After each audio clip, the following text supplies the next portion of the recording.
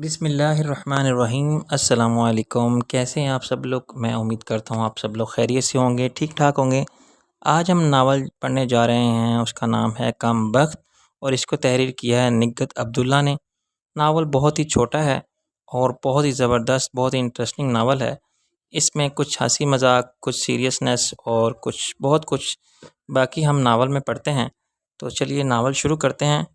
ابو کو اپارٹمنٹ کا قبضہ مل گیا تھا۔ میری خوشی کی انتہا نہیں تھی، یعنی ہمارا اپنا گھر ہو گیا تھا۔ صاف ستھرے علاقے میں خوبصورت اپارٹمنٹ ابو نے جانے کب سے بک کرایا ہوا تھا۔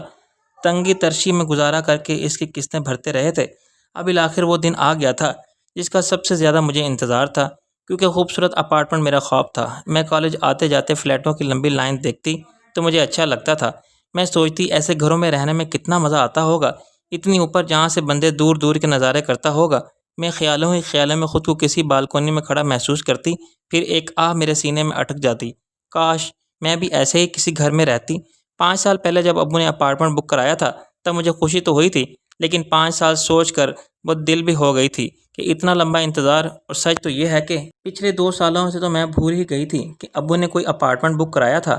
ابھی جب ابو نے امی کو اپارٹمنٹ کا قبضہ ملنے کی خوشی خبر سنائی تو میری چیخ نکل گئی اور دل تو میرا دھمال ڈالنے کو چاہ رہا تھا، لیکن ابو کے ڈر سے فوراً منہ پر ہاتھ رکھ کے کمرے میں آن چھپی، کیونکہ ابو کافی سخت مزاج کے ہیں۔ ان کے سامنے تو میری آواز ہی نہیں نکلتی، گویا کہ کچھ کہتے نہیں لیکن ایسی کڑی نظروں سے دیکھتے ہیں کہ روح فنا ہو جاتی ہے۔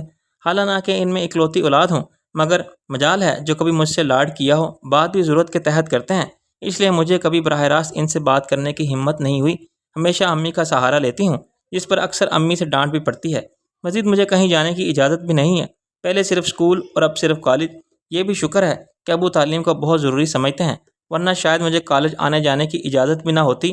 ایسے گھٹے ہوئے ماحول کی وجہ سے شاید ہی مجھے فلیٹوں میں کشش نظر آئی ہوگی کہ وہاں سے باہر کی دنیا دیکھی جا سکتی ہے۔ بہرحال مارے خوشی کے مجھے ساری رات نیند ہی نہیں آئی۔ ادھر کروٹ بدلتی تو خود کو اپارٹمنٹ سے جاتے ہوئے دیکھتی، ادھر کروٹ بدلتی تو بالکونی میں کھڑی ہوتی۔ کتنا خوش کن تصور تھا، اور جلد ہی یہ تصور حقیقت بننے جا رہا تھا۔ صبح ابو کے آفس جانے کے بعد مجھے موقع ملا تھا کہ میں نے اپنی خوشی چھپانے کی کوشش ہی نہیں کی۔ امی، ہم وہاں کب شفٹ ہو رہے ہیں؟ اپنے فلیٹ میں، میں نے پوچھا تو امی میرا شوق اور بے صبری محسوس ہی نہیں کی، سرسری بولی، دیکھو۔ کیا دیکھو امی؟ ابو نے کیا کہا ہے؟ تمہارے ابو ڈاواں ڈول ہو رہے ہیں، جائیں یا نہ جائیں، کرائے پر اٹھا دیں۔ اب دیکھو وہ کیا کرتے ہیں۔ یعنی امی کی کوئی مرضی ہی نہیں تھی، اور ظاہر ہے چلتی تو یہاں ابو کی ہی تھی۔ پھر بھی میں نے امی کے سامنے تو خواب کا احتجاج کیا، حالانکہ میں جانتی تھی اس کا کوئی فائدہ نہیں۔ اللہ کرے ابو کو کوئی کرایہ دار نہ ملے۔ اس وقت تو میں نے جل کر کہا، اور پھر میں مشکل یہی دعا کرتی رہی تھی۔ دعائیں یوں رنگ لائیں کہ کرایہ دار تو بہت تھے، لیکن بھلا اس آدمی کا جس نے ابو سے کہا کہ میاں فلیٹ کرائے پر اٹھا دیا تو پھر باقی ساری زندگی فلیٹ خالی کرانے میں گزر جائے گی، کرائے سے بھی جاؤ گے اور فلیٹ سے بھی۔ یہ بات ابو کے دل کو ایسی لگی کہ فوراً وہاں شفٹ ہونے کا کہہ دیا، اور مجھ پر شادی مرگ کی کیفیت طاری ہو گئی۔ 3 کمروں کا فلیٹ بہت کشادہ تو نہیں تھا، لیکن ہم 3 افراد کے لیے بہت تھا۔ میں چاہتی تھی کہ بالکنی کے ساتھ والا کمرہ مجھے ملے، لیکن اس پر ابو نے قبضہ جما لیا تھا۔ ساتھ یہ بھی کہا تھا کہ اس طرح بے پردگی ہوتی ہے، اور امی کو تاکید کی کہ مجھے بالکنی میں نہ جانے دیا جائے۔ یہ پابندی مجھے بری طرح کھلی تھی، لیکن اس پر احتجاج کر کے میں خود بری بن جاتی، اس لیے میں بظاہر انجان بنی رہی، یوں ظاہر کیا جیسے مجھے کوئی فرق نہیں پڑتا، جبکہ میرے لیے سب سے زیادہ کشش بالکنی میں تھی۔ ابو کا کمرہ سیٹ کرتے ہوئے میں چوری چوری کھڑی سے ادھر نظر ڈال دیتی تھی۔ چاروں طرف فلیٹ ہی فلیٹ، درمیان میں غالباً کمپاؤنڈ تھا جس سے بچوں کے کھیلنے کودنے کا شور آ رہا تھا۔ مجھے خود اپنی بے بسی پر ترس آیا کہ بالکنی میں کھڑی ہو کر بچوں کو کھیلتے کودتے نہیں دیکھ سکتی تھی۔ بہرحال میں جتنی خوش تھی، اپنا کمرہ دیکھ کر اس قدر بد دل ہو گئی۔ کھڑکی تو میرے کمرے میں بھی تھی، جب اسے کھول کر دیکھا تو دور تک چٹیل میدان اور اس سے آگے بہت آگے پہاڑ نظر آ رہے تھے۔ گرمیوں کی چلچلاتی دھوپ میں یہ نظارہ آنکھوں میں ایسا چبھا کہ میں نے گھبرا کر کھڑکی بند کر دی۔ پھر رات میں اپنے کمرے میں بیٹھی پڑھائی کر رہی تھی تو ابو عادت کے مطابق مجھے چیک کرنے میں کہ میں کیا کر رہی ہوں میرے کمرے میں آئے تو خود ہی بولے، رات میں کھڑکی کھول لیا کرو، تازہ ہوا آئے گی۔ جی، میں نے خود کو کھڑکی کی طرف دیکھنے سے باز رکھا تو ابو نے خود ہی بڑھ کر کھڑکی کھول دی، اور ہوا تو جیسے منتظر تھی دندناتی ہوئی چلی آئی۔ میں نے بے ساختہ کھڑکی کی طرف دیکھا، کیونکہ میرے ذہن میں دوپہر کا منظر تھا، جب ہی ٹھنڈی ہوا کے جھونکے نے مجھے حیران کر دیا تھا۔ دیکھا کیسی ٹھنڈی ہوا چل رہی ہے، ابو کہتے ہوئے چلے گئے تو میں نے پھر نظریں اپنی کتاب پر جما دیں۔ یہ میرا معمول تھا، میں رات 11:30-12 بجے تک ضرور اسٹڈی کرتی۔ شاید اکیلے پن کی وجہ سے میں نے کتابوں میں پناہ ڈھونڈی تھی، لیکن بہرحال مجھے عادت ہو گئی تھی، اچھی عادت تھی کہ میں روزانہ کے لیکچر یاد کر لیتی اور اگلے دن کے بھی دیکھ لیتی۔ جب بھی امتحانوں میں مجھے رٹے لگانے کی ضرورت نہیں پڑتی تھی، نہ کبھی میں نے امتحانوں کا ہوا بنایا تھا۔ ابھی بھی میں اپنی آج کی پڑھائی مکمل کر کے اٹھی تھی، پھر بستر جھاڑتے ہوئے اچانک میری نظر کھڑکی سے باہر کیا گئی، پھر میں دیکھتی رہ گئی۔ دور پہاڑوں پر جیسے ننھے ننھے دیے جل رہے تھے۔ وہاں کیا تھا؟ گھر یا کسی اور مخلوق کا بسیرا؟ دن میں تو تیز دھوپ کے باعث کچھ نظر نہیں آیا، آنکھیں چندیا گئی تھیں۔ میں کھڑکی کے قریب جا کر کتنی دیر اس منظر میں کھوئی رہی، پھر کھوجنے کی کوشش کی، لیکن کچھ سمجھ میں ہی نہیں آیا۔ تب اس حسین منظر کو نظروں میں بسائے میں بستر پر آ لیٹی اور اس کے بارے میں جانے کیا کیا قیاس آرائیاں کرنے لگی۔ ہمیں فلیٹ میں آئے 1 مہینہ ہو گیا تھا۔ شروع میں تھوڑی مشکل ہوئی کیونکہ میرے کالج ابو کے آفس کا روٹ چینج ہو گیا تھا، لیکن پھر آہستہ آہستہ ہم سیٹ ہو گئے۔ صبح ابو مجھے ساتھ لے کر نکلتے تھے تو پہلے مجھے کالج کی وین میں سوار کراتے، پھر خود جاتے۔ واپسی میں خود آ جاتی تھی اور اب تو مجھے راستہ ازبر ہو گیا تھا۔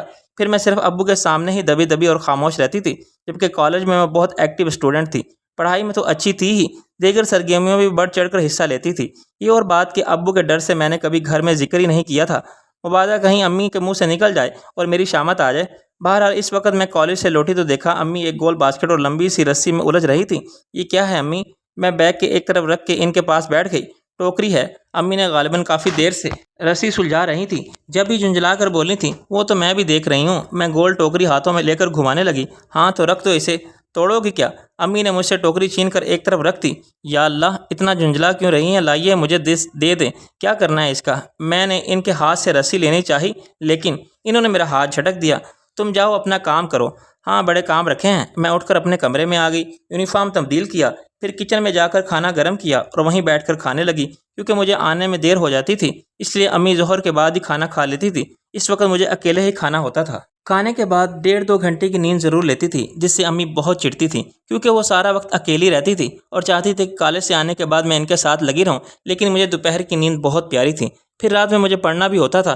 بہرحال کھانے سے فارغ ہو کر میں جمائی لیتے ہوئے اپنے کمرے میں جا رہی تھی کہ امی نے پکار لیا۔ میں پلٹ کر ان کے پاس آئی تو دیکھا وہ ٹوکری کے 3 اطراف رسی باندھ چکی تھی اور سرے پر لمبی رسی تھی۔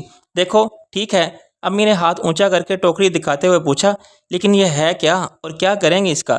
میں بالکل سمجھ نہیں پائی تھی۔ سبزی لینے کے لیے بنائی ہے، امی زور دے کے بولیں۔ تو اس میں یہ رسیاں باندھنے کی کیا ضرورت ہے؟ بالکل پاگل ہو تم، نیچے جا کر سبزی لانی پڑتی تھی۔ تمہارے ابا سے کہا کہ میری تو سیڑھیاں اترنے چڑھنے میں ٹانگیں شل ہو جاتی ہیں، تو انہوں نے یہ ٹوکری لا کر دی کہ ادھر بالکنی سے نیچے لٹکا کر سبزی لے لیا کرو، جیسے یہاں کی دوسری عورتیں لیتی ہیں۔ امی نے پوری تفصیل سے بتایا، تب میری سمجھ میں آیا۔ واہ، یہ تو بڑے کمال کی چیز ہے، لیکن امی پیسے دینے کے لیے تو آپ کو پھر بھی نیچے جانا پڑے گا۔ کیوں نیچے جانا پڑے گا؟ اس ٹوکری میں رکھ کے لٹکا دوں گی۔ اچھا ہاں۔ میرے منہ سے ہنسی کا فوارہ پھوٹ پڑا اپنی بیوقوفی پر، جبکہ امی مجھے گھورنے کے ساتھ دانت بھی پیس رہی تھی، اور اس سے پہلے کہ وہ مجھے دھموکا جڑتی میں بھاگ کر اپنے کمرے میں آ گئی۔ میں بہت مزے کی نیند سو رہی تھی۔ اصل میں رات ہی میں نے سوچ لیا کہ کل کالج نہیں جاؤں گی، امی کو بھی بتا دیا تھا۔ ابو آفس چلے گئے، اس کے بعد بھی میں خراٹے لے رہی تھی۔ تقریباً 10 بجے امی نے چلا چلا کر مجھے آوازیں دی تو میں ہڑبڑا کر اٹھی تھی۔ یا اللہ خیر! میں نے بستر چھوڑ کر آواز کی سمت دوڑ لگا دی۔ امی بالکنی کی دیوار پر آدھی نیچے جھکی ہوئی تھی۔ کیا ہوا امی؟ یہ ٹوکری کھینچو اوپر، مجھ سے نہیں سنبھالی جا رہی۔ امی نے کہا تو میں نے فوراً ان کے ہاتھ سے رسی لے کر انہیں ایک طرف ہٹا دیا۔ میں پیسے نکال لوں، امی کہتے ہوئے اندر چلی گئیں اور میں نے ٹوکری کھینچنی شروع کی جو خاصی وزنی تھی۔ پتہ نہیں امی نے کیا کیا لے لیا ہے۔ میں نے جھانک کر دیکھا، اتنی بڑی بڑی پیاز، ٹماٹر، لہسن، اور ایک طرف سے رسی کھل گئی۔ آہا! میرے منہ سے ایسی ہی آوازیں نکلنے لگی کہ ڈس بیلنس ہو کر ساری سبزی نیچے گر رہی تھی، اور نیچے گرتی تو کوئی بات نہیں تھی، وہ تو وہاں کھڑے شخص پر برس رہی تھی، اور اس پیاز ٹماٹر کی بارش سے بچنے کی خاطر وہ ادھر ادھر ہو رہا تھا، اور جدھر بھی ہوتا پیاز نہ ٹماٹر اس کے سر پر جا لگتا، شاید اس لیے کہ وہ مسلسل اوپر دیکھ رہا تھا۔ ٹوکری خالی ہو گئی اور میں ابھی اس صورتحال کو سمجھنے کی کوشش کر رہی تھی کہ اس نے مسکرا کر ہاتھ کے اشارے سے سلام کر دیا۔ اف! ادھر دل زور سے دھڑکا، ادھر ہاتھ سے رسی بھی چھوٹ گئی۔ یقیناً ٹوکری اس کے سر پر جا گری ہوگی۔ میں یہ منظر دیکھنے سے اس لیے محروم رہ گئی کہ گھبرا کر الٹے پیروں اندر بھاگتے ہوئے امی سے ٹکرا گئی۔ توبہ ہے لڑکی! امی مجھ پر پرے دھکیل کر بولیں۔ لیے لو، پیسے بھی دے دو۔ کیسے پیسے؟ میرا مطلب ہے وہ سبزی۔ میں بالکل حواس میں نہیں تھی۔ ہاں تو میں سبزی ہی کے پیسے دینے کو کہہ رہی ہوں، امی نے تیز لہجے میں کہا تو میں بکھلا گئی۔ لیکن امی وہ سبزی تو کیا سبزی تو ٹوٹ گئی؟ مطلب آپ کی ٹوکری ٹوٹ گئی اور ساری سبزی نیچے؟ میں نے جلدی سے وضاحت کی۔ ستیہ ناس! امی نے اپنی پیشانی پر ہاتھ مارا۔ میرا کوئی قصور نہیں، میں پورا زور لگا کر اوپر کھینچ رہی تھی، اسی لیے تو ٹوٹ گئی۔ اتنا زور لگانے کی کیا ضرورت تھی؟ آرام سے نہیں کھینچ سکتی تھی؟ آٹو سامنے سے میں دیکھوں جا کر امی کو غصہ آ گیا۔ نہیں امی، میں نے فوراً ان کا راستہ روک لیا۔ آپ نیچے نہ جائیں۔ کیوں؟ نیچے اتنے لوگ ہیں مذاق اڑائیں گے۔ مذاق تو اڑے گا، کیوں نہیں اڑے گا؟ امی نے گویا میری بات کو کوئی اہمیت ہی نہیں دی اور مجھے دھکیل کر جانے لگیں کہ ڈور بل بڑے زور سے بجی۔ سبزی والا ہوگا، میرے منہ سے بے ساختہ نکلا تھا۔ امی مجھے ہٹا کر دروازے کی طرف بڑھ گئیں اور میں نے چاہا کہ بھاگ کر اپنے کمرے میں بلکہ واش روم میں بند ہو جاؤں کہ بھاری آواز سے زیادہ شائستہ لہجے میں میرے قدم روک لیے۔ السلام علیکم آنٹی، یہ آپ کی سبزی۔ بیٹا، وہ امی بھی غالباً سٹپٹا گئی تھی۔ ہوتا ہے آنٹی، ایسا ہمارے ہاں بھی کبھی کبھی ایسے ہی رسی ٹوٹ جاتی ہے، لیکن اب میں نے اسے مضبوطی سے باندھ دیا تھا، کبھی نہیں ٹوٹے گی۔ نہیں نہیں، شکریہ کی کوئی بات نہیں۔ کہاں رہتے ہو؟ جی یہ آپ کے دائیں طرف جو اپارٹمنٹس ہے وہاں۔ اچھا بیٹا، بہت مہربانی تمہاری۔ السلام علیکم۔ ادھر وہ گیا، ادھر میں بھاگ کر واش روم میں بند ہو گئی۔ اب پتہ نہیں وہی تھا یا کوئی اور۔ میں منہ ہاتھ دھو کر نکلی تو امی اس کی تعریف کرنے لگی۔ کوئی بھلا لڑکا تھا، سبزی اٹھا کر دے گیا ہے اور کہہ رہا تھا ڈوری بھی مضبوطی سے باندھ دی ہے، اب نہیں ٹوٹے گی۔ ٹوٹے یا نہ ٹوٹے، آپ آئندہ سبزی اوپر سے لینے کی کوشش مت کیجیے گا۔ وہ تو آج اتفاق سے میں گھر پر تھی، ورنہ ٹوکری اوپر آنے کی بجائے آپ نیچے ہوتی۔ میں نے غلط نہیں کہا۔ پھر بھی امی نے مجھے چپل کھینچ ماری۔ شکر کہ ہمیشہ کی طرح نشانہ خطا ہی گیا، لیکن سنانے سے بعد نہیں آئیں۔ تو نے تو کون سا کمال کر دیا؟ آخر اتنے دنوں سے میں بھی تو لے رہی تھی سبزی، مجھ سے تو نہیں گری نہ ٹوٹی۔ تیرے ہاتھوں میں کیوں جان نہیں؟ ماشاءاللہ اچھا کھاتی پیتی ہو۔ کھانے پینے پر میرا ہاتھ اپنے پیٹ پر چلا گیا، بھوک لگنے کی۔ میں ناشتہ بنانے جا رہی ہوں، آپ کے لیے بھی بنا دوں؟ میں نے ناشتے کا نعرہ لگا کر امی سے پوچھا تو وہ جتا کر بولی، اب دوپہر کے کھانے کا ٹائم ہو رہا ہے مہارانی، چلو آ کر یہ سبزی بناؤ۔ اف امی، پہلے پیٹ میں کچھ جانے تو دیں۔ میں فوراً کچن میں آ گئی، جلدی جلدی سلائس گرم کر کے چائے کے ساتھ کھائے، پھر امی کے پاس آ کر بیٹھی۔ وہ بھنڈی کاٹ رہی تھیں، میں نے بھی دوسری چھری اٹھا لی اور جلدی جلدی ہاتھ چلانے لگی تاکہ ان کا غصہ ٹھنڈا ہو۔ آج کالج کی خوشی میں نہیں گئی، امی کو خیال آیا بس وہ مس چھٹیوں پر گئی ہوئی ہیں، کوئی خاص پڑھائی نہیں ہو رہی تھی، اس لیے میں نے بھی چھٹی کر لی۔ تمہارے ابو ناراض ہو رہے تھے؟ ابو بس ناراض ہی ہوتے ہیں، کبھی خوش نہیں ہوتے، اور مجھ سے تو بالکل خوش نہیں۔ لگتا ہے انہیں بیٹے کی تمنا تھی اور آ گئی میں۔ جب بھی مجھے دیکھتے ہیں ان کی تیوری پہ بل پڑ جاتے ہیں۔ کبھی جو پیار سے بات کی ہو، مجھے تو لگتا ہے کہ میں ان کی بیٹی ہی نہیں ہوں۔ میں شاکی ہو کر بولے جا رہی ہوں، یہ بھی نہیں دیکھا کہ امی ہاتھ روکے گی کہ مجھے دیکھ رہی ہے۔ سچ بتائیں امی، میں آپ دونوں کی ہی بیٹی ہوں یا؟ میری نظریں اٹھیں اور امی کو منہ کھولے اپنی طرف دیکھتے پا کر باقی بات میرے ہونٹوں میں ہی رہ گئی، نظریں بھی جھک گئیں۔ تم ایسا بھی سوچتی ہو؟ امی کی حیرت میں ڈوبی آواز ابھری۔ ہماری نہیں تو اور کس کی بیٹی ہو؟ کیا نام ہے تمہارا؟ خوشبخت؟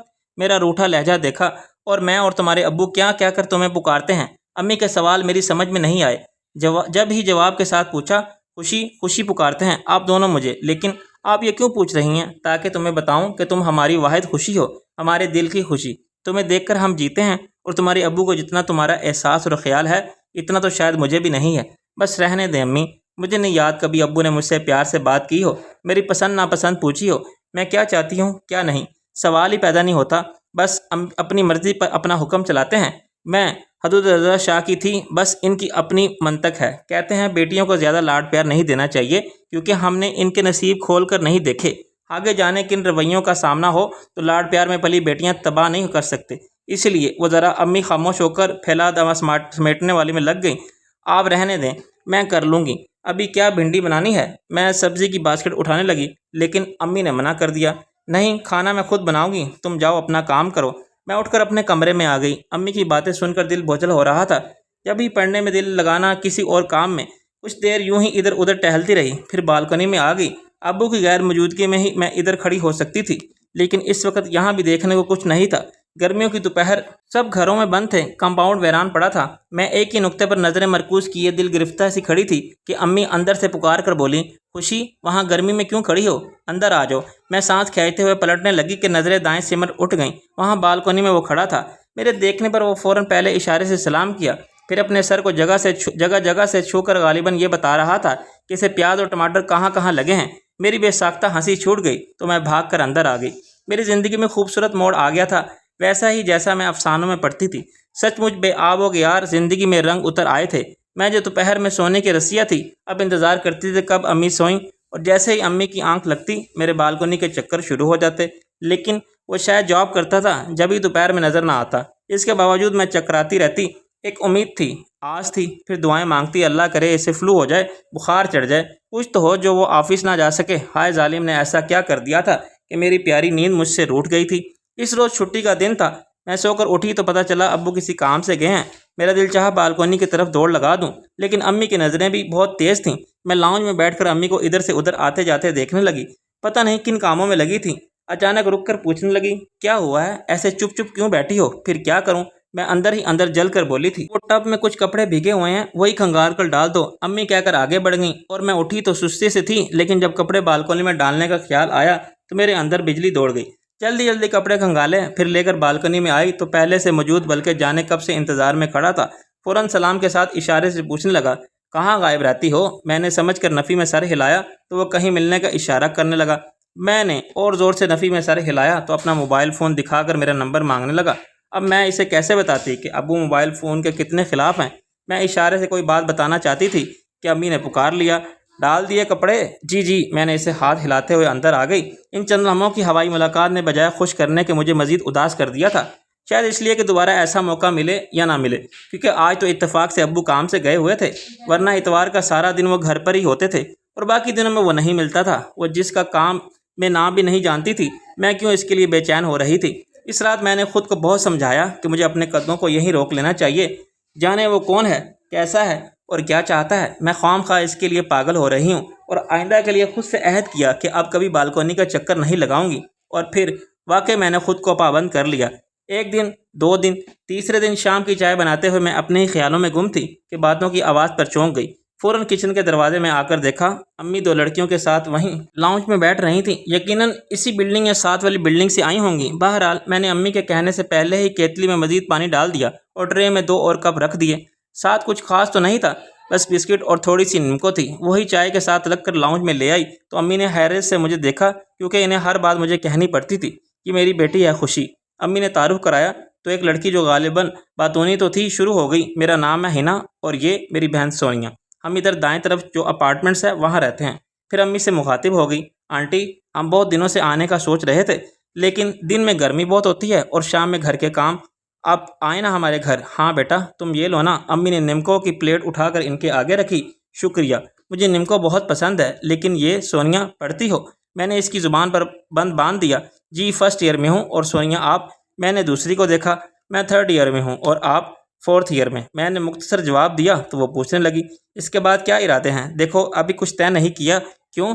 एग्ज़ाम तो होने वाले हैं। हाँ अगर अब्बू ने इजाज़त दी तो मास्टर्स करूँगी, वरना फिर घरदारी। मैं खुद ही हंसी थी और अम्मी गालिबन इस ख्याल से कि कहीं मैं अब्बू के खिलाफ न बोलने लगूं, सोनिया को अपनी तरफ मुतवज्जा करके पूछने लगी, तुम कितने बहन भाई हो? 4, 2 भाई और हम 2 बहनें। माशाल्लाह तुम बड़ी हो सबसे। अम्मी ऐसी ही बातें कर सकती थी। नहीं आंटी, दोनों भाई बड़े हैं, फिर मैं और आखिर में ये जो बकरी की तरह निमको चल रही है। सोनिया ने कहने के साथ हिना को कोहनी मारी थी, भाइयों की शादी हो गई है। उफ ये खालिश घरेलू बातें। मैंने अम्मी को इशारा किया, लेकिन वो मेरी तरफ देख ही नहीं रही थी। नहीं आंटी, अब इंशाल्लाह भाईजान की शादी करेंगे। असल में एक फ़्लैट में तो सब नहीं रह सकते ना। भाईजान ने अपना फ़्लैट बुक कराया हुआ था, अब इसका कब्ज़ा मिला है तो अब इनकी शादी का प्रोग्राम है। सोनिया ने तफसील से बताया तो अम्मी अच्छा अच्छा करके पूछने लगी, तो तुम्हारे भाई शादी करते ही अलग हो जाएंगे? अलग क्या आंटी, आमने सामने तो फ्लैट हैं हमारे। आप बालकनी से देखें तो दाएं तरफ सामने नज़र आते हैं। एक हमारा है, दूसरा भाईजान का, और भाईजान ने तो अभी से वहीं डेरा जमा लिया है। सोनिया ने जिस सिमत इशारा किया तो मेरा दिल सारी बंदिशें तोड़कर मचलने लगा। तो उसकी बहनें हैं। जो मैं जो उकताई बैठी थी, अम्मी को देखने लगी कि वो कुछ और पूछें, इसका सारा शजरा नसब खंगाल डालें, लेकिन अम्मी को अचानक जाने का क्या काम याद आ गया।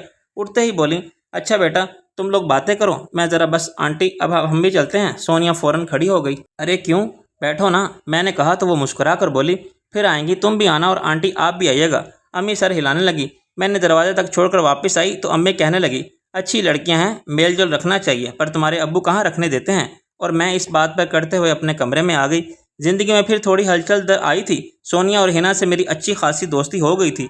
वो 2-3 बार आईं, मुझे भी बुलाती, लेकिन मैं कोई ना कोई बहाना कर देती, क्योंकि पता था अब्बू कभी नहीं जाने देंगे। लेकिन शायद अम्मी ने ढके छुपे लफ्ज़ों में बता दिया था कि अब्बू हमारा कहीं आना जाना पसंद नहीं करते, तो इस रोज़ वो छुट्टी के दिन आ गई। अब्बू घर पर थे। मेरा डर के मारे बुरा हाल था। इनके सामने तो शायद कुछ ना कहें, लेकिन इनके जाने के बाद मेरी शामत आने वाली थी। दोनों बहनों को मैं अपने कमरे में ले आई और दबी आवाज़ में बातें करने लगी। सोनिया क्योंकि तकरीबन मेरी हम उम्र थी, इसलिए मैं ज़्यादा इससे ही बात करती थी, और हिना चुलबली थी। कुछ देर ही हमारे साथ बैठी, फिर अम्मी के पास जाने का कहते हुए मेरे कमरे से निकल गई।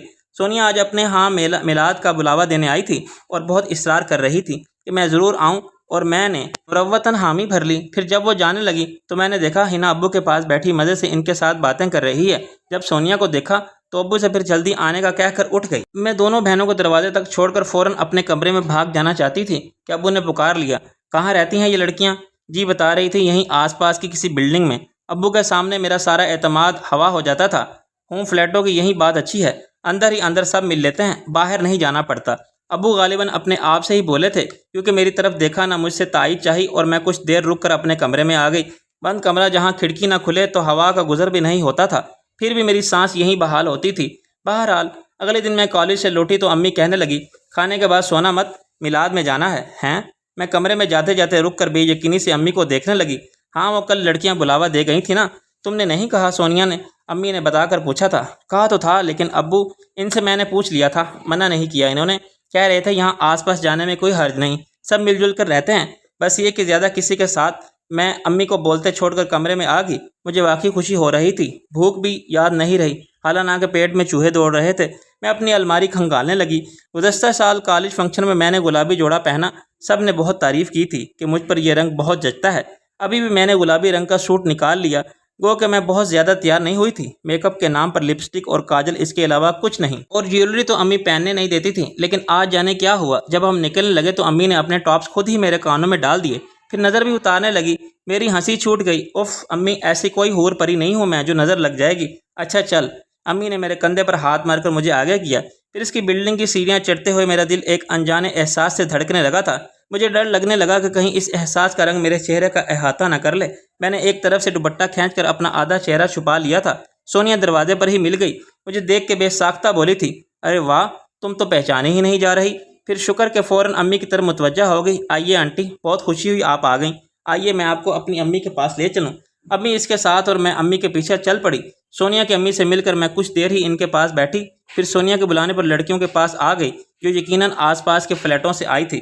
سب سے تعارف ہوا، پھر میلاد شروع ہو گیا۔ اس دوران میرا دھیان بار بار ادھر ادھر بھٹکتا رہا، لیکن خواتین کی محفل تھی اس لیے کسی صنف مخالف کی جھلک تک نظر نہیں آئی اور میں تقریباً مایوس ہو گئی تھی۔ پھر میلاد کے بعد جب کھانا لگنے لگا تو میں سونیا اور ہنا کی مدد کے لیے اٹھ گئی۔ سونیا سامنے والے فلیٹ سے پلیٹیں لے کر آ رہی تھی، میں نے اس کے ہاتھ سے لینی چاہیں تو عجلت میں کہتی ہیں آگے بڑھ گئیں، تو وہاں سے ڈشز لے آؤ۔ وہاں سے؟ میں نے سامنے کھلے دروازے کو دیکھا تو اندر سے ہنا کی آواز آ رہی تھی۔ میں بھی سونیا کی طرح عجلت میں ادھر جاتے ہی رک گئی۔ سامنے ہنا کے ساتھ وہ کھڑا تھا، مجھے دیکھ کر چونکا، پھر فوراً اتننگ میں آ گیا۔ وہ آئیں گھر ہمارے خدا کی قدرت ہے۔ یا اللہ، میں گھبرا کر پلٹنے کو تھی کہ ہنا نے پکار لیا، آؤ خوشی، رک کیوں گئی ہو؟ وہ ڈشز میرے حلق سے بمشکل آواز نکلی تھی۔ ہاں یہ لے جاؤ۔ ہنا نے ڈشز اٹھا کر میری طرف بڑھائیں تو مجھ سے پہلے وہ جھپٹ کر بولا، کیا کر رہی ہو ہنا، مہمانوں سے کام؟ وہ بھائی جان، یہاں کوئی مہمان نہیں ہے، لائیں دیں، میں لے جاتی ہوں۔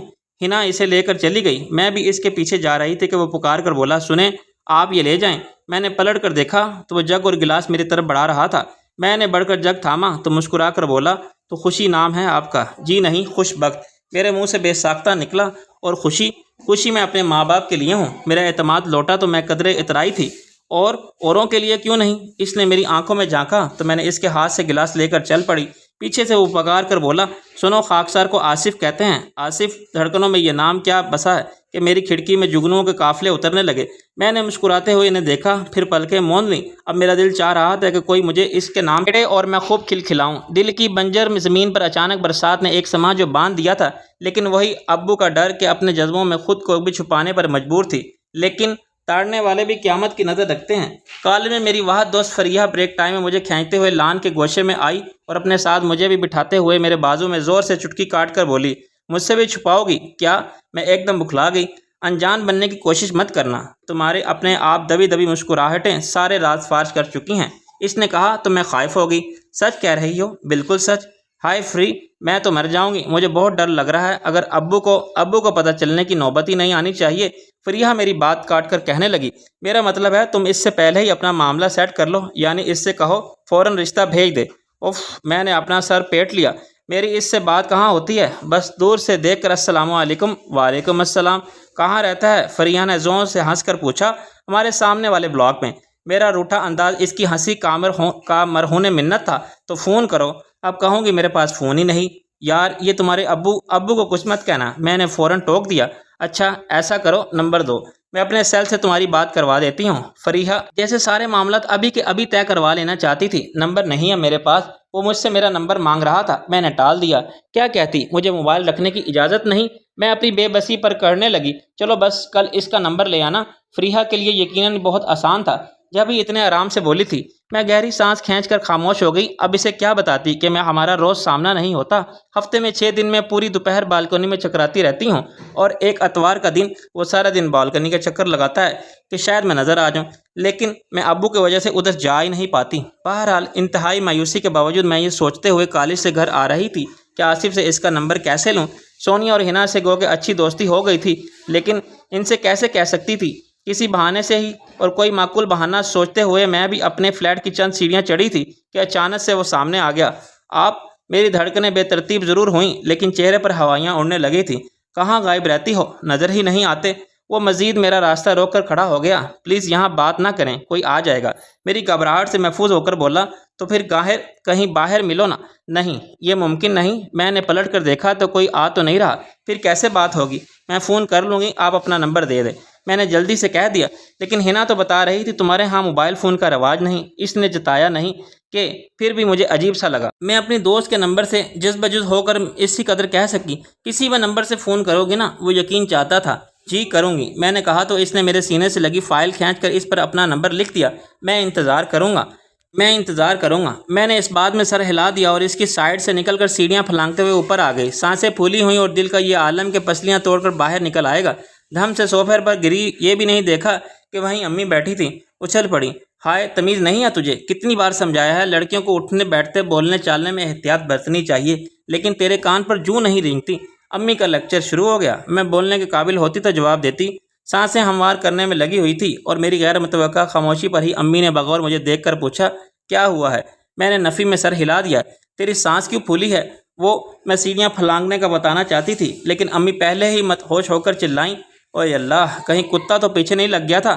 صبح سے سیڑھیوں کے پاس بھونک رہا تھا۔ ایویں میں نے بھی رونا شروع کر دیا۔ ارے کہیں کاٹا تو نہیں؟ امی مجھے ادھر ادھر سے چیک کرنے لگی۔ نہیں کاٹا۔ میں چیخ پڑی۔ پھر رو کیوں رہی ہو؟ تو کیا کروں؟ آپ ذرا بھاگ کر دکھائیں، ایسے جیسے میں بھاگ کر آئی ہوں۔ سانس نہیں پھولے گی تو کیا ہوگا؟ شکر کریں سانسیں بند نہیں ہوئیں۔ اچھا بس چپ ہو جا، میں پانی لاتی ہوں، رہنے دیں، میں خود ہی پی لوں گی۔ میں اٹھ کر اپنے کمرے میں آ گئی۔ پیچھے امی کتے کو کسنے لگی۔ منوس مارا جانے کدھر سے آ گیا، چوکیدار سے اسے اندر کیسے گھسنے دیا؟ کمیٹی والوں سے شکایت کرنی پڑے گی۔ سنا تم نے؟ امی کمیٹی والوں سے شکایت کریں گی؟ میں فائل پر لکھ نمبر دیکھتے ہوئے ہنسی تھی۔ پھر یہ آدھا دن اور پوری رات میرے اب تک کی زندگی پر بھاری ہو گئے تھے۔ تمام رات میں خود سے باتیں کرتی رہی، اس سے یہ کہوں گی کہ اسے وہ کہوں گی، اور وہ جانے کیا کہے گا، وغیرہ وغیرہ۔ رات کے آخری پہر آنکھ لگی۔ اس کے باوجود جب وہ صبح جلد اٹھ کر تیاری بھی ہو گئی، میں آج اتنی جلدی؟ معمول سے ہٹ کر کوئی بات ہو امی نوٹس نہ لیں، ممکن ہی نہیں تھا۔ ہاں وہ آج پریکٹیکل ہے، اس لیے جلدی جا کر پریکٹس کر لوں گی۔ میں بھی پہلے سے جواب سوچ چکی تھی۔ وہیں کھڑے کھڑے الٹا سیدھا ناشتہ کیا، اور شکر کہ اس وقت ابو واش روم میں تھے۔ وہ نہانے میں بہت دیر لگاتے تھے۔ میں ان کے نکلنے سے پہلے ہی امی کو خدا حافظ کہہ کر نکل رہی تھی کہ پیچھے سے امی کی آواز آئی، کتے سے بچ کے جانا۔ مجھے بڑے زور کی ہنسی آئی۔ راستے میں تو ضبط کرتی رہی، لیکن کالج پہنچ کر خوب ہنسی۔ نمبر لائی ہو؟ فریحہ نے آتے ہی پوچھا۔ ہاں لا دو۔ ابھی کیوں؟ بریک ٹائم میں آرام سے بات کروں گی، میں نے کہا تو وہ جھنجھلا کر بولی، پاگل، میں کون سا ابھی فون کر رہی ہوں؟ اس کا نیٹ ورک دیکھوں گی تاکہ پیکج کر لوں، پھر گھنٹہ بھر بات کر سکوں گی۔ اچھا۔ میں نے فائل سے نمبر والی پرچی نکال کر اسے تھما دی۔ وہ واٹس ایپ پر بھی تو ہوگا؟ ہاں نا؟ فریحہ نمبر دیکھتے ہوئے پوچھنے لگی۔ مجھے کیا پتا۔ اچھا میں چیک کر لوں گی۔ فریحہ نے نمبر اپنے پرس میں رکھ لیا۔ پھر ہمیں پڑھنا پڑھانا کیا تھا، وقت گزاری کے لیے کلاسز اٹینڈ کیں۔ سارا وقت تو سر جوڑے سرگوشیوں میں باتیں کرتی رہی تھیں۔ خدا خدا کر کے وقت گزرا تو ہم دونوں وہیں لان کے گوشے میں آ کر بیٹھیں۔ فریحہ فوراً اپنا سیل فون نکال کر آصف کا نمبر ملانے لگی، اور میں جو بڑی ترم خواں بن رہی تھی کہ اس سے یہ کہوں گی وہ کہوں گی، مارے گھبراہٹ کے میرے ہاتھ پاؤں ٹھنڈے ہو گئے۔ لو جی بیل جا رہی ہے۔ فریحہ نے سیل فون مجھے تھما دیا۔ میں نے کان سے لگایا۔ بیل جا رہی تھی، پھر جیسے ہی اس نے ہیلو کہا میرے ہاتھ سے سیل چھوٹ گیا۔ توبہ، تم ایسے ڈر رہی ہو جیسے وہ ابھی اس میں سے نکل آئے گا۔ بات کرو۔ فریحہ نے دانت پیس کر موبائل میرے کان سے لگا دیا۔ ہیلو۔ میرے گلے سے پھنسی پھنسی سی آواز نکلی۔ کون ہو؟ خوشی؟ ادھر غالباً وہ انتظار میں تھا۔ بے تابی سے پوچھا۔ جی۔ مجھے یقین تو نہیں تھا کہ تم کال کرو گی، پھر بھی صبح سے انتظار میں بیٹھا ہوں، کوئی کام ہی نہیں ہو پا رہا تھا۔ اس نے کہا تو میں فریحہ کو دیکھنے لگی۔ بولو نا۔ فریحہ مجھے ٹہوکا مارنے لگی۔ بات کرو۔ کیا بات کروں؟ اف۔ فریحہ نے سر پیٹا۔ ہیلو خوشی، کچھ کہو نا۔ ادھر سے وہ پکار کر بولا۔ جی وہ میری کچھ سمجھ میں نہیں آیا۔ اچھا یہ تمہاری دوست کا نمبر ہے؟ آصف نے شاید میری گھبراہٹ دور کرنے کے لیے پوچھا تھا۔ جی، اس سے پوچھو میں اس کا نمبر سیو کر لوں۔ وہ پوچھ رہا ہے تمہارا نمبر سیو کر لے۔ میں نے فوراً فریحہ سے پوچھا تو وہ بے نیازی سے بولی کر لے، لیکن کال کرنے کی اجازت نہیں ہے۔ میں نے اسے گھورا، پھر موبائل کان سے لگا لیا۔ جی کر لیں۔ اچھا اب یہ بتاؤ کب مل رہی ہو؟ پتہ نہیں۔ کیوں پتہ نہیں؟ میں تمہارے کالج آ جاتا ہوں، پھر وہاں سے۔ نہیں، بالکل بھی نہیں۔ میں پیلی پڑ گئی۔ کیوں نہیں؟ اتنا ڈرتی کیوں ہو؟ کسی کو پتہ نہیں چلے گا۔ اس کی نرمی کے باوجود میری ہمت نہیں ہوئی اور بولی بھی سختی سے تھی۔ پھر بھی نہیں، ایسا سوچیے گا بھی مت۔ اس کے ساتھ ہی میں نے لائن کاٹ دی تھی۔ یہ نہیں تھا کہ میں نے ابو کے ڈر سے منع کیا تھا، بلکہ مجھے خود یہ بات پسند نہیں تھی کہ کیا ہوا بند کیوں کر دیا؟ کیا کہہ رہا تھا؟ فریحہ نے میرے ہاتھ سے موبائل لیتے ہوئے پوچھا۔ کہہ رہا تھا کالج آ جاتا ہوں، پھر کہیں باہر چلیں گے۔ میرے انداز میں ناراضگی تھی۔ تو پاگل ہو نا، تم منع کیوں کر دیا؟ اس طرح تو بات بنتی ہے، ایک دو بار مل لو گے تو تمہاری جھجک بھی دور ہو جائے گی۔ ایمان سے اگر تمہاری جگہ میں ہوتی تو فریحہ بولنے جا رہی تھی۔ میں نے اس کی کسی بات کا جواب نہیں دیا۔ پھر کتنے بہت سارے دن گزر گئے۔ میری ہر دوسرے دن فریحہ کے نمبر پر آصف سے بات ہو جاتی تھی، اور گو کہ اب وہ باقاعدہ کہیں ملنے پر اصرار نہیں کرتا تھا، لیکن باتوں میں اپنی خواہش کا اظہار ضرور کر جاتا تھا، اور میں ہنس کر بات گھما جاتی تھی، جبکہ خوابوں کی سرزمین پر میں اس کے ہاتھوں میں ہاتھ دیے چلتی تھی۔ سچ تو یہ ہے کہ دل اس سے ملنے کی ترغیب دیتا بلکہ اکساتا بھی تھا، لیکن دماغ کی دلیلیں زیادہ زور آور ہوتیں جب ہی دل میں جھڑک کر خاموش کروا دیتی تھی۔ بہرحال ان دنوں میں خود پر بہت توجہ دینے لگی تھی، اور حیرت کی بات تھی کہ میری اس غیر معمولی سرگرمی پر امی نے مجھے ٹوکا نہیں، بلکہ مزید مشورے دینے لگی تھی۔ دھوپ میں رنگ سانولا ہو جاتا ہے، کالج سے آ کر لیمو رگڑ لیا کرو، رنگت نکھر آتی ہے۔ امی کے سامنے تو میں نے یوں ہی بے نیازی سے سر جھٹکا لیا، لیکن ان کے مشورے پر عمل کر کے خود کو مزید چمکانے لگی۔ اس روز سونیا اور ہنا آئیں تو دونوں بہنیں مجھے دیکھ کر حیران رہ گئیں۔ فوراً تو کچھ نہیں بولیں، لیکن پھر باتوں باتوں میں سونیا نے کہا تھا، لگتا ہے تمہیں یہاں کا پانی راس آ گیا ہے۔ ہاں، میں بھی یہی دیکھ رہی ہوں۔ ہنا بھی بولی تھی، کیسے؟ میں سمجھ کر انجان بنی، بھائی جب آئی تھی تو ایسی فیئر اینڈ لولی تو نہیں تھی، اب تو تمہارے چہرے پر نظر ہی نہیں ٹھہر رہی۔ سچ بتاؤ کیا لگاتی ہو؟ سونیا کا تجسس چھپائے نہ چھپا، کچھ نہیں، فرصت کہاں ملتی ہے ایسے چونچلوں کے لیے۔ میں صاف مکر گئی۔ تبھی امی چائے کے ساتھ نمکو وغیرہ لے آئی تو میں شرمندہ ہو کر بلی، امی مجھے پکار لیتی تو کوئی بات نہیں، تم سہیلیوں کے ساتھ باتیں کرو، امی کہہ کر سونیا سے پوچھنے لگی، اور بیٹا تمہاری امی ٹھیک ہیں؟ جی آنٹی، آپ تو پھر آئی نہیں، امی آپ کو یاد کرتی ہیں، سونیا نے کہا۔ تو تم انہیں لے آتی۔ بس آنٹی کیا بتاؤں، امی کو ہر وقت بھائی جان کی شادی کی فکر رہتی ہے، ان کی شادی کرنے کے بعد ہی امی کو دوسرے کام یاد آئیں گے، ابھی تو ہمیں بھی بھولے ہوئی ہیں۔ سونیا آخر میں خود ہی ہنسنے لگی۔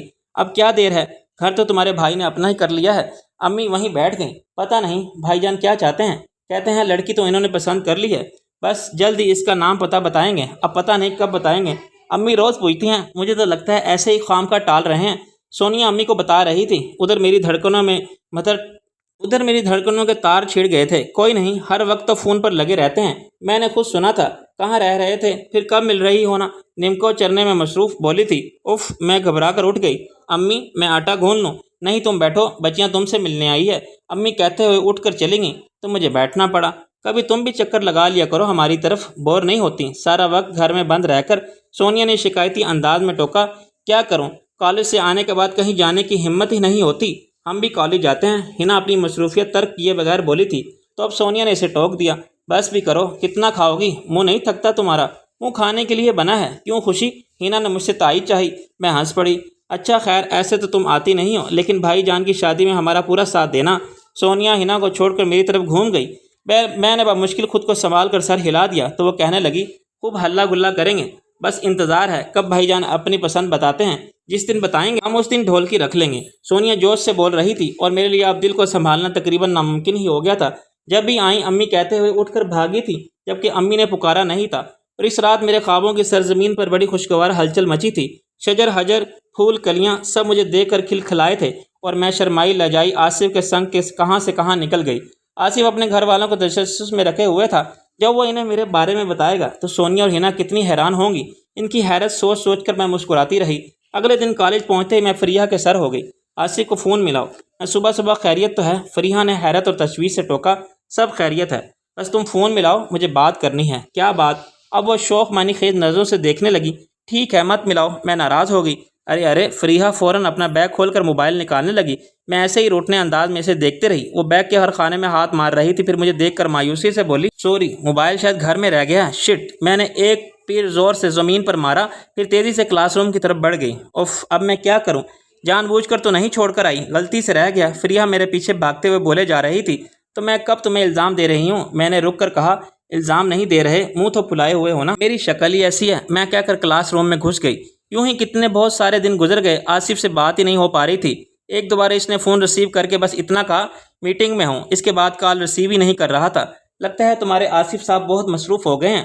فریحہ مسلسل اس کا نمبر پش کرتی رہی اور جواب نہ ملنے پر یہی کہتی تھی، پھر مجھے ہمدردی کے ساتھ تسلی دیتی، بیچارہ شادی کی تیاریوں میں لگا ہوگا، تم دل برا مت کرو۔ کیا دل برا نہ کروں؟ میں اتنی پریشان ہوں۔ میں اسی وقت روحانسی ہو گئی۔ کیوں پریشان ہو؟ بتاؤ۔ بتایا تو تھا، امی ابو میری شادی کی باتیں کرنے لگے ہیں۔ باتیں ہی کر رہے ہیں نا، ابھی شادی تو نہیں کر رہے تمہاری؟ فریحہ جھنجھلائی تھی، پھر خود ہی کہنے لگی، ہاں یہ ہو سکتا ہے وہ باتوں باتوں میں تمہاری کہیں بات طے کر دیں، یہی تو میں کہہ رہی ہوں اور تم سمجھ نہیں رہی۔ میں نے زور دے کر کہا، اچھا سمجھ گئی۔ اب یہ بتاؤ تمہارے اماں ابا تم سے پوچھے بغیر تمہارا رشتہ طے کر دیں گے؟ اس کے پوچھنے پر میں سوچ میں پڑ گئی، پھر نفی میں سر ہلایا۔ پتہ نہیں، ایک تو تمہیں کسی بات کا پتہ نہیں ہوتا۔ خیر ایسا نہیں ہوگا، تم سے ضرور پوچھیں گے، تب تم آصف کا نام لے دینا۔ فریحہ جتنے آرام سے بولی، میں اس قدر چیخ گئی، ایسے کیسے اس کا نام لے سکتی ہوں؟ وہ کوئی پیش رفت کرے تب تو۔ فریحہ چند لمحے سوچنے کے بعد پوچھنے لگی، تم کہو تو اسے میسج کر دوں کہ جب فارغ ہو کال کرے؟ ہاں کرو، ابھی کرو۔ فریحہ نے میسج کر دیا تو پھر سارا وقت میں انتظار کرتی رہی۔ کلاس روم میں بھی میرا دھیان فریحہ کے موبائل کی طرف ہی رہا جو بج کے نہیں دیا تھا۔ جب ہی کالج سے واپسی پر میں مایوسی، پسمردہ اور ان گنت وہم و اندیشوں میں گھری ہوئی تھی۔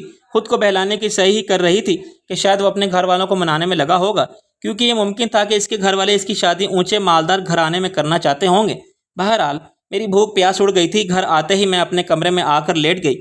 سچ تو یہ ہے کہ مجھے بہت رونا آ رہا تھا اور میں جی بھر کے رونا چاہتی تھی، لیکن پتہ تھا ابھی امی سر پر آن کھڑی ہوگی اور ایسا ہی ہوا۔ خوشی ایسے کیسے لیٹ گئی ہو؟ پہلے کھانا تو کھا لو۔ بھوک نہیں ہے۔ میں نے کروٹ بدل لی۔ کیوں؟ کھا لیا ہے کھانا؟ امی کو بھلا کیا چین آنا تھا؟ کالج میں پیٹیز کھا لیے تھے۔ لو جی، کیا ان سے پیٹ بھرتا ہے؟ اٹھو کھانا کھاؤ پھر سونا۔ میں نے کریلے بنائے ہیں، امی نے مجھے میرے پسندیدہ کریلوں کا لالچ دیا، جب اٹھو گی تو کھا لوں گی، ابھی مجھے نیند آ رہی ہے۔ میں نے بازو میں منہ چھپا لیا تو امی بڑبڑاتی ہوئی چلی گئیں اور میرا تکیہ بھیگنے لگا۔ بے آواز آنسو بہاتے میں جانے کب نیند کی وادیوں میں اتر گئی۔ شام میں امی نے زبردستی مجھے اٹھایا۔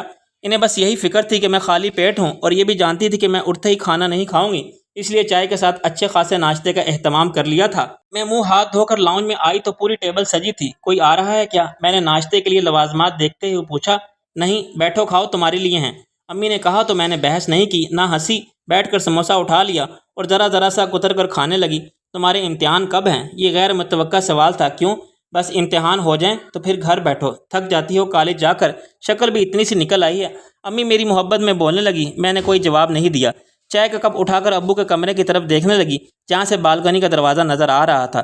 دل چاہا ٹہلتے ہوئے وہاں تک چلی جاؤں، لیکن ابو کے آنے کا وقت تھا، اس لیے میں دل محسوس کر رہ گئی۔ پھر رات میں معمول کے مطابق اپنی کتابیں لے کر بیٹھ گئی۔ یہ محض دھوکہ تھا، کیونکہ مجھ کچھ نظر نہیں آ رہا تھا۔ ذہن اپنی سوچوں کے تانوں بانوں میں الجھا تھا کہ اچانک دل اس سے ملنے کی ترغیب دینے لگا کہ شاید اسی لیے وہ بات نہیں کر رہا کہ میں کالج سے باہر ملنے کو منع کر دیتی ہوں، اور اب دل اسی پر اکسانے لگا تھا۔ ایک بار مل لینے میں کوئی حرج نہیں، بالکل نہیں۔ دماغ دل کی نفی کرنے لگا۔ دونوں میں تکرار شروع ہو گئی، اور ابھی یہ تکرار جاری تھے کہ کچھ شور کی آوازیں پر میں چونک کر کمرے کے کھلے دروازے سے ادھر دیکھنے لگی۔ کچھ سمجھ میں نہیں آیا تو کمرے سے نکل آئی۔ امی، یہ کچن سے امی کو نکلتے دیکھ کر میں نے اس قدر کہا تھا کہ وہ بول پڑی، ڈھولک بج رہی ہے۔ ڈھولک؟ میرے دل پر تھاپ پڑی تھی۔ سونیا نے کہا تھا بھائی جان جس دن اپنی پسند بتائیں گے ہم اسی دن ڈھولک رکھ لیں گے۔ تو یہ فوراً مایوس ہوگی اور میرے اندر شادیانے بجنے لگے۔ تمہاری پڑھائی کا حرج ہو رہا ہوگا، ایسا کرو دروازہ بند کر لو، امی نے اپنے حساب سے سمجھ کر کہا تھا، اور میں نے کمرہ بند کرتے ہی دھمال ڈالنا شروع کر دی۔ کوئی آدھا گھنٹہ اچھل کود کر کے میں یہ ہانپتے ہوئے بیڈ پر گری تو میرے ہونٹوں پر ہنسی پھوٹ رہی تھی۔ اگلے دن میں وقت سے پہلے ہی کالج پہنچ گئی، کیونکہ میں فریحہ کو بتانے کے لیے بے چین تھی۔ ایک وہی تو تھی جس کے ساتھ میں اپنے دل کی باتیں کر لیتی تھی۔ کل مجھے مایوس دیکھ کر وہ بھی پریشان ہو گئی تھی، اور اب اسے خوشخبری سناؤں گی تو یقیناً وہ بھی خوش ہو جائے گی۔ کلاس روم میں کتابیں رکھ کر میں کوریڈور میں فریحہ کے انتظار میں کھڑی ہو گئی۔ وقت گزرتا جا رہا تھا، پتہ نہیں کہاں رہ گئی۔ پھر کلاس شروع ہو گئی تو مجھے مجبوراً کلاس روم میں جانا پڑا۔ گویا آج اس نے چھٹی کر لی۔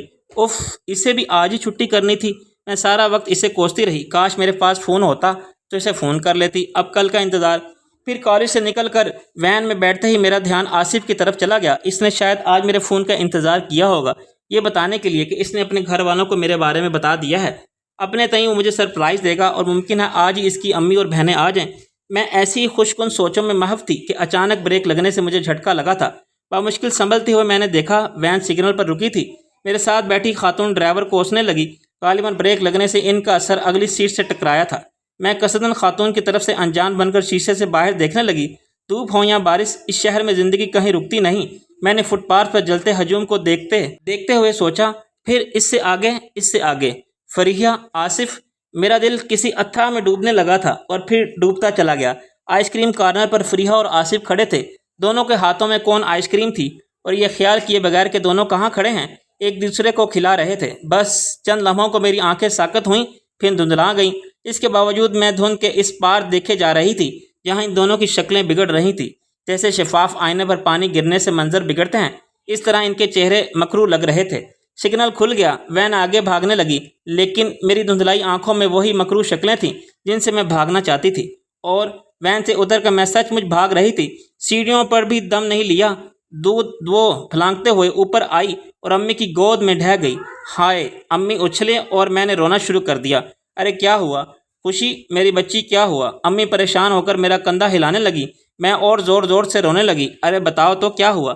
میری سہیلی، میرے منہ سے بمشکل نکلا تھا، کہاں ہے تمہاری سہیلی؟ کیا ہوا اسے؟ ارے بتاؤ تو۔ جس قدر امی کی پریشانی بڑھی، اس قدر میرے رونے میں شدت آئی۔ ارے خوشی بتاؤ تو بیٹا، کیا ہوا تمہاری سہیلی کو؟ امی کو روحانسی آواز آئی تو میں ہچکیوں کے درمیان نفرت آمیز کڑواہٹ سے بولی تھی، کم بخت، مر گئی۔